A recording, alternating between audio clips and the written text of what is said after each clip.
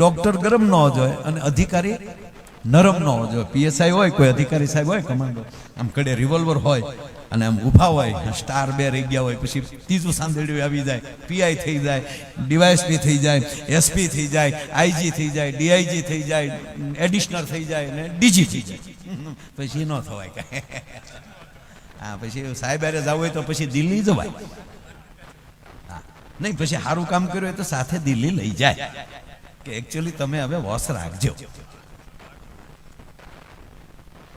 પણ એ અધિકારી આમ રોડ ઉપર ઉભા હોય તો એ અધિકારી આમ ટાઈટ હોય તો જ મજા આવે ને. હા, પણ હાવ નરમ હોય તો. અમારે એક અધિકારી નરમ હતા, બોલો, હાવ પોચા, હાવ. પોલીસ સ્ટેશન આમ જીપમાંથી, જેમ ગાડીમાંથી નીચે ઉતરે ને તો ઓલા ફડાક દઈને સલામ મારતો કે એવી રીતે બૂટ નહીં પછાડવાના, ધીરેક દિન સલામ કરી લેવાની, ચુકામ ફડાક કરો છો તમે, ફાડ દિન પગ પછાડ તો મને ડર લાગે છે. ધબકારો અહીંયા કુછ કુછ હોતા હૈ. આવતી કરી હાલે.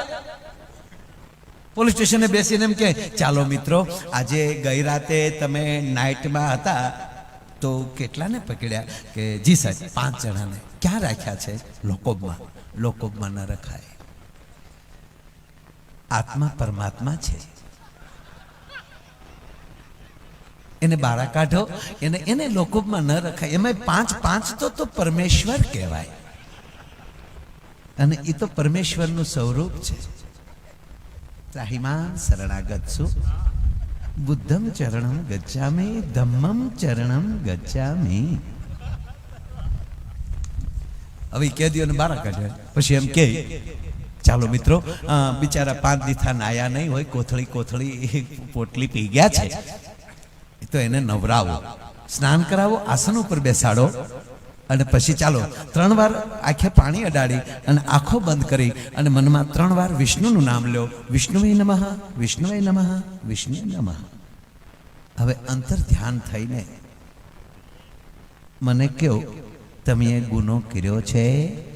હવે આમ કરવાથી ઓલા માને, એ તો પગના તળિયા મળે ફાટવા, તો કે રવા જાઓ, ખાલો કરતા કહી દઉં છું. એ તો જે સાહેબ જે વસ્તુ જેની પાસે સારી લાગતી હોય લાગે. કદાચ મારા દેશના પોલીસને જાપ કરવાની, માળા કરવાની, યજ્ઞ કરવાનો સમય ન મળે, પણ એવો નરાધમ માણસને જાહેરમાં લાવીને 4 બડા મારી લઈને તેથી મારો પરમાત્મા એની 400 માળા લખી લેતો હોય છે કે તે જબરદસ્ત કામ કર્યું છે. જેને ફરજ એ જ ધર્મ, જેની પાસે જે ફરજ હોય, આ દેશનો સારો શિક્ષક હોય સાહેબ આપ જેવા, અને એની પાસેથી જ્ઞાન લઈ અને એમ કહેવાય કે ગામના 15 જણા તરી જાય અને ઈ આખા દેશની સેવા જેથી કરતા હોય 15 જણા, તેથી શિક્ષક ઈ ઋષિની જગ્યાએ વયો જતો હોય છે. પેલા તો આપણે ભણવા જતા તો ટીંગા ટોળી કરીને લઈ જતા, ખબર? નાના હતા ત્યારે જેને જોયું છે 40-50 વર્ષ પહેલા જેમ સ્કૂલે લઈ જતા તો ટીંગા ટોળી કરીને લઈ જતા, ઓલો રાડ્યું નાખતા, રવા ગયો નથી જાવું, મારે નથી ભણવા જાવું. એવી રીતે એક જણા ટીંગા ટોળી કરીને લઈ જતા હતા. આ રાડ્યું નાખે, રવા ગયો, મારે સ્કૂલે નથી જવું, મારે સ્કૂલે નથી જવું, રાડ્યું નાખતા હતા. એમાં એક ભાઈ, કોઈ રમણભાઈ જેવા હારા માણા હામાં મળ્યા અને કીધું કે ભાઈ ને ન જવું હોય તો મૂકી ગયો ને, બિચારા ન ભણવું હોય તો ઓલા કે વિદ્યાર્થી નથી કહો, એ કે સાહેબ આજ માઇન્ડ જડ્યા. બોલો, છોકરા શિક્ષક ને ટીંગા ટોળી કરીને લઈ જતા હતા. એ શું ભણાવી દે? એક સાહેબ સ્કૂલે ભણાવતા હુઈ ગયા. બોલો, સાહેબ હુઈ ગયા. સાહેબ હુઈ ગયા ને એટલે અમે અમુક છોકરાએ કીધું ભલે ને હુતા, આપણે ભણવું મટ્યું. પણ અમુક સારા વિદ્યાર્થી હોય ને કે પેલા સુવાનો થોડો પગાર લે, જગાડો સાહેબ ને. છોકરા અવાજ કર્યો ને સાહેબ જાગી ગયા અને ઉલટાના છોકરા ઉપર ખીજાણા, અવાજ કરો છો? કે સાહેબ અવાજ ન કરીએ. હુઈ ગયા તમે, સુવાનો પગાર લ્યો છો? કે બેટા હું સુઈ નહોતો ગયો. હે, અમે ભાળી એમ ના ખોરા બોલતા. એ તમને લાગતું હોય કેવલ મારું શરીર અહીંયા હતું, હું તો યોગ નિંદ્રામાં હતો બેટા, યોગ કરતો હતો. એમ યોગ કરતા હતા? ક્યાં ગયા હતા? મારું શરીર અહીંયા હતું. યોગ ધ્યાનથી બેટા હું નવો અભ્યાસક્રમ લેવા માટે સ્વર્ગમાં ગયો હતો, તમારી માટે સ્વર્ગમાંથી સારો અભ્યાસક્રમ લેવા. છોકરા સમજી ગયા. 15 દી થયા તો છોકરો હુઈ ગયો. અને સાહેબ એક વાડીમાં નાખ્યું, સુવાવો કે ભણવાવો? એ કે સાહેબ ઘા ન કરતા, અમે તમારી પાસેથી યોગ શીખી ગયા છીએ. ગુરુ એવા શિષ્યમાં અસર થાય કે નહીં? તું ક્યાં ગયો તો? હું સાહેબ સ્વર્ગમાં ગયો તો. ત્યાં શું હતું? એ કે સાહેબ ત્યાં જોયું મેં બ્રહ્મા, વિષ્ણુ, ઇન્દ્ર, રંભા, મેનકા, થા થઈ તકડ દિન દિન દિન ધા ધા ધા તકડ દિન દિન દિન ધા. એમ ત્યાં જઈને તે હું કીધું? ત્યાં જઈને મેં પૂછ્યું, હું મારા સાહેબ અહીંયા આવે? શું કીધું એને? ખોટો છે સાહેબ, પકડાઈ જશું. બાળક સામે કોઈ દી ખોટું હાલે જ નહીં. હું તો આપ બધાને કહું, બાળક સાથે કોઈ દી રમત ના કરવી. બાળક સાથે જેવું છે એને સારું જીવન આપજો, જેથી કરીને, કારણ કે તમારા પગલે હાલવાનો છે. હમણાં સાહેબ આ પુષ્પા ફિલ્મ આવ્યું ને, કેવું પુષ્પા કેવું આવ્યું કમાભાઈ? અહીંયા ઝુકેગા નહીં.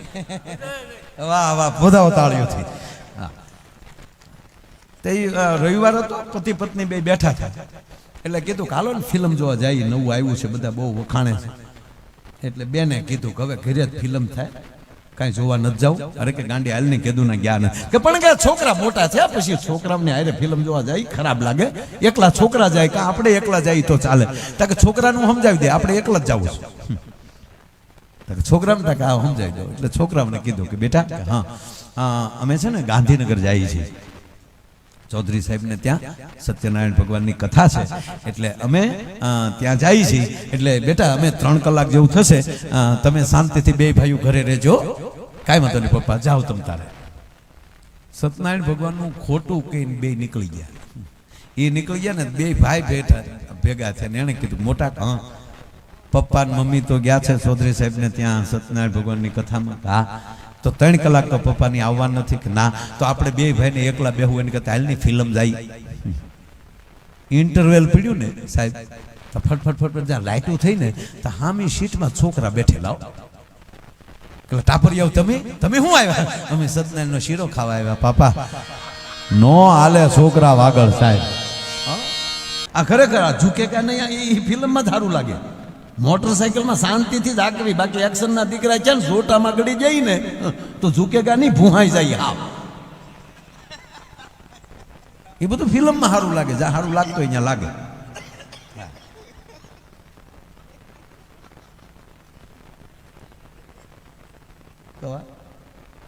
ઝૂકેગા નહીં ન કરાય ને, આપણે શાંતિથી હાક્યું જવાય. બાકી પોલીસ ભટકાઈ જાય ને તો વાકાય વાળી દે, એની ફરજ છે.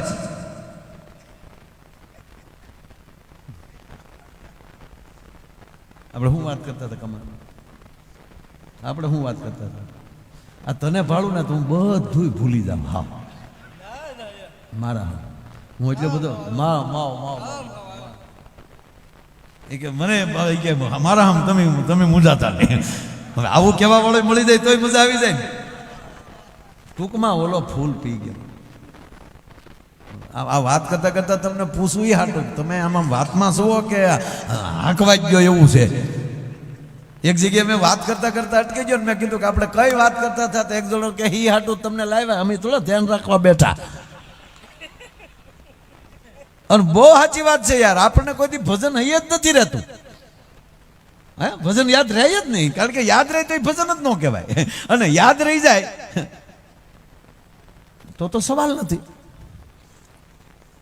ભગવાન કૃષ્ણ અર્જુનને કુરુક્ષેત્રના મેદાનમાં વિરાટ રૂપ દેખાડી દે કે હે અર્જુન તું મારી હામું જોઈ લે. હવે એને ખબર જ પડી ગઈ કે આ નારાયણ પોતે છે, તોય સાહેબ 18 દિવસમાં 3 વાર અર્જુન ભૂલી ગયો.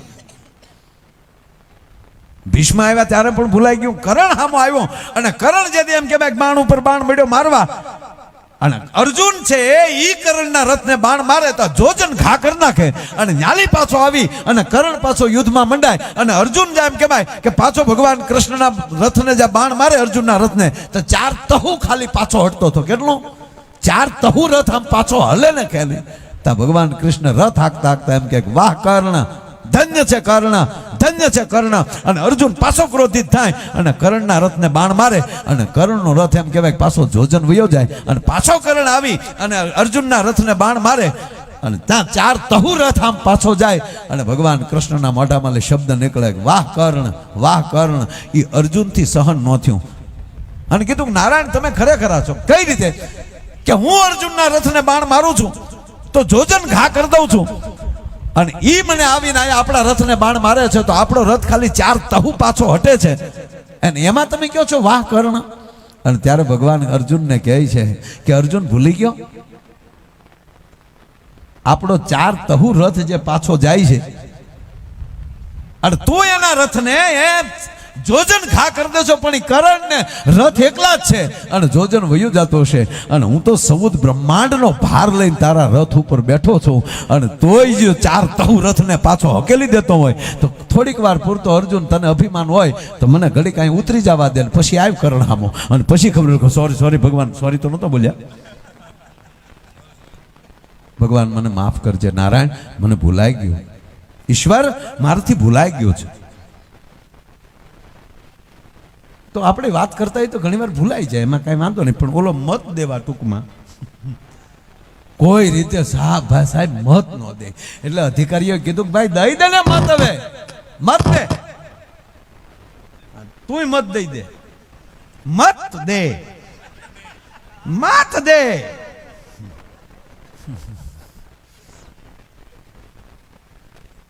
બોલો કે ભાઈ સવાલ છે ગુજરાતનો, તમે ખોટી ઉતાવળ ન કરો પણ ભાઈ દઈ દે ને. એ કે નહીં મારે યાદ તો કરવું પડે ને.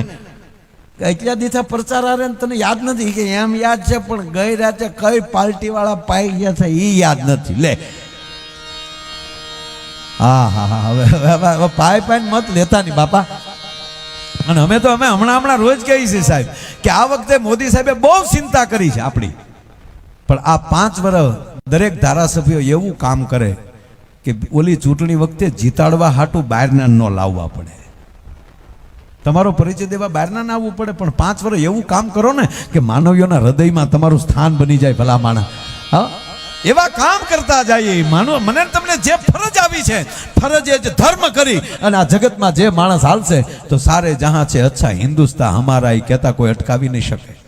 જેને ફરજ આવી હાથમાં, કોઈ સારા શિક્ષક, અમે કલાકાર, આ તબલા વગાડે ભાઈ, બેન્જો વગાડે, અમારે વેગડ આ કચ્છમાંથી અંજારથી ઠેઠ આવ્યા છે માઇક લઈ, વેગડ સાઉન્ડ. પ્રવીણભાઈ પોતે બેઠા છે, તાળીઓના ગગડાટથી વધાવો. અને સાહેબ આ પહેલું એક એવું માયક છે, કીર્તિદાન જ્યાં જાય ત્યાં ભેગું માયક જાય. સાહેબ અમેરિકાની ટૂર હોય કે લંડનની ટૂર હોય, બધી જગ્યાએ આ વેગડ સાઉન્ડ એમ કહેવાય કે કીર્તિભાઈની હારે હોય છે. એવું ગુજરાતનું એકમાત્ર માઇક હોય તો એ આ વેગડ સાઉન્ડ છે. એને તાળીઓના ગગડાટથી વધાવી જાઓ, એને ટાઈટવાય છે. આગળ બેઠા હતા તો વેગડ જેવા લાગતા હતા ને અત્યારે ડોશી જેવા લાગે છે. હા હા હા હા હા ખરેખર માણસનું જીવન જે છે એ વાત એટલી છે મારા વાલા કે આ જે કોઈ કાર્યો જે કોઈ માણસ જ્યારે કરતું હોય એમાં આપણે દઈ ન શકીએ તો મુબારક, પણ એને સપોર્ટ કરજો. સારો માણસ સંગઠિત થાય. જો આ એકની જ દુનિયા છે સાહેબ. જો એક ભેગું એક ભળી જાય, એક ભેગો એક ભળે. એ ભાઈ આ બાજુ ધ્યાન રાખજો ને. એ ભાઈ એ મોટા ભાઈ, આમ તમારો પ્રોગ્રામ હોય તો તમને માઇક આપું. આવડ ઘરેલી નક્કી કરીને જ આવ્યા છો પ્રોગ્રામમાં જાય એવું કામ નક્કી કર્યું હતું કે પણ હવે બીજું તો શું કરવું યાર, હામી મંડાઈ તમારે શું કરી લેવાનું. હવે અમે આજ ખરેખર આજ બોલી મીંદડી જેમ દૂધ પીતી હોય ને આખું વિશીને એમ હું બોલું છું.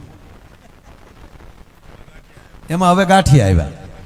ગાંઠિયા એટલે અમારા કલાકારોના કુળ દેવતા. ડુંગળી દૂધાણું સાહેબ, ડુંગળી અમારા માટે દૂધાણું. મરચું ઈ ઘી. આખી રાત ગાંગરી, હવારે આના દી ગાંઠિયા મરચા ગોતતા હોય અમે. એટલે ગાંઠિયા આવી ગયા છે. ખૂબ ખૂબ ખૂબ ધન્યવાદ ગાંઠિયાને. આપી ગયો, ફટાફટ આપી ગયો.